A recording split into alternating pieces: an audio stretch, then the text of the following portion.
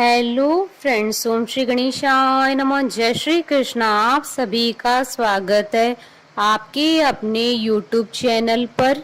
Friends, आज हम आपको इस वीडियो में बताने जा रहे हैं वैशाख मास महात्म के 10वें अध्याय के बारे में और स्कंद पुराण के अनुसार वैशाख मास महात्म के 3रे अध्याय के बारे में। फ्रेंड्स, वीडियो शुरू करने से पहले आपसे रिक्वेस्ट है, अगर आप हमारे चैनल पर नए हैं और आपने अभी तक चैनल को सब्सक्राइब नहीं किया है तो प्लीज सब्सक्राइब कीजिएगा चैनल को, साथ ही प्रेस कीजिएगा बेल आइकन को, जिससे नए वीडियो से रिलेटेड नोटिफिकेशन आपको तुरंत प्राप्त हो सके।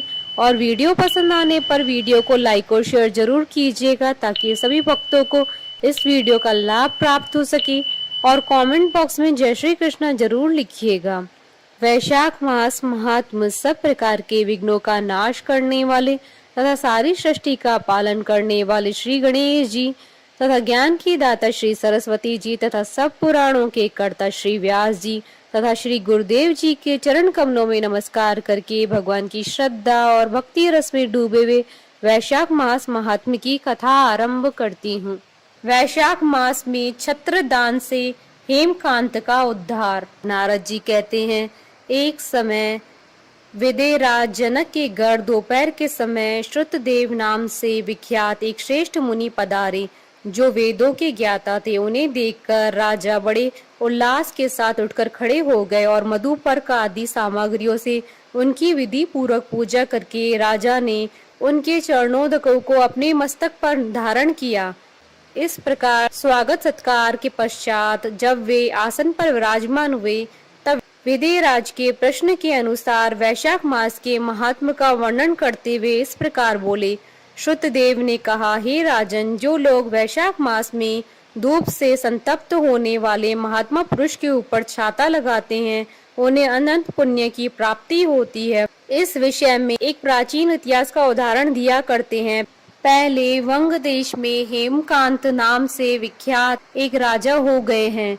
वे कुशकेतु के पुत्र परम बुद्धिमान और शस्त्रधारियों में श्रेष्ठ थे। एक दिन वे शिकार खेलने में आसक्त होकर एक गहन वन में जा घुसे। वहां अनेक प्रकार के मृग और वरा आदि जंतुओं को मारकर जब वे बहुत थक गए तब दोपहर के समय मुनियों के आश्रम पर आए।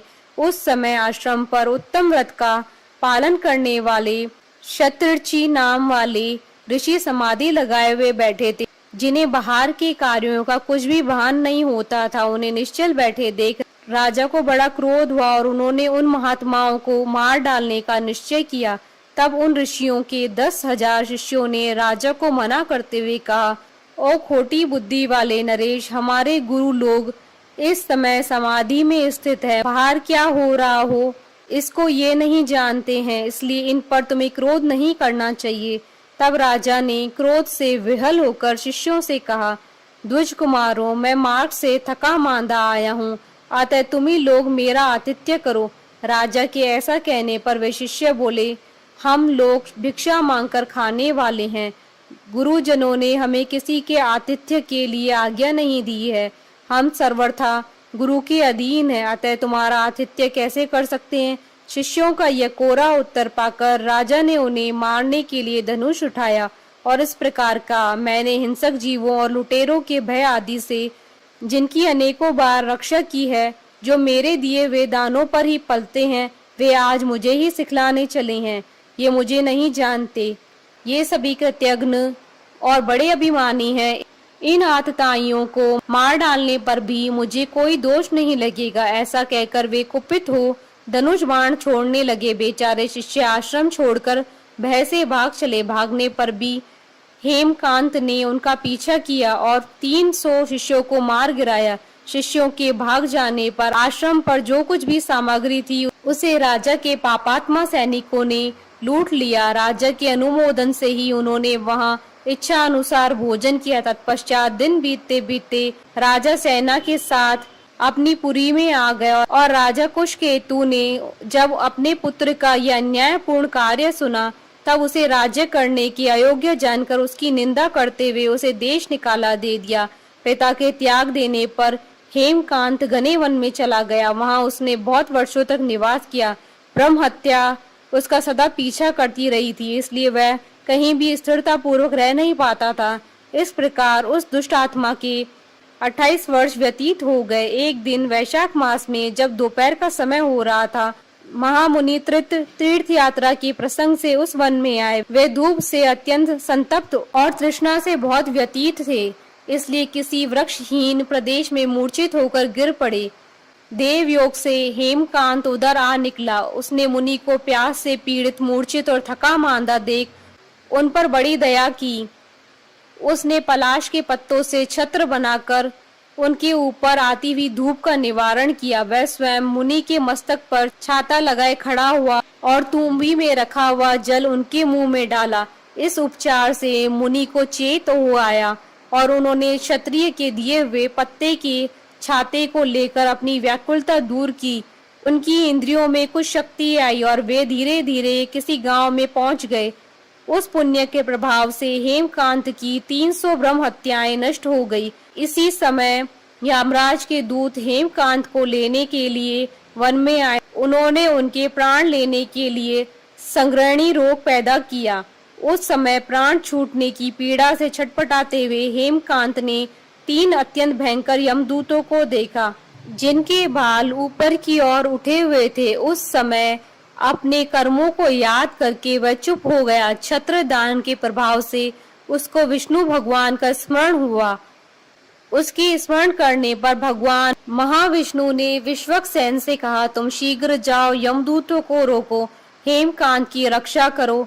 अब वह निष्पाप और मेरा भक्त हो गया है। उसे नगर में ले जाकर उसके पिता को सौंप दो। साथ ही मेरे कहने से कुशकेतु को यह समझाओ कि तुम्हारे पुत्र ने अपराधी होने पर भी वैशाख मास में छत्र दान करके एक मुनि की रक्षा की है, अतः वह पाप रहित हो गया है।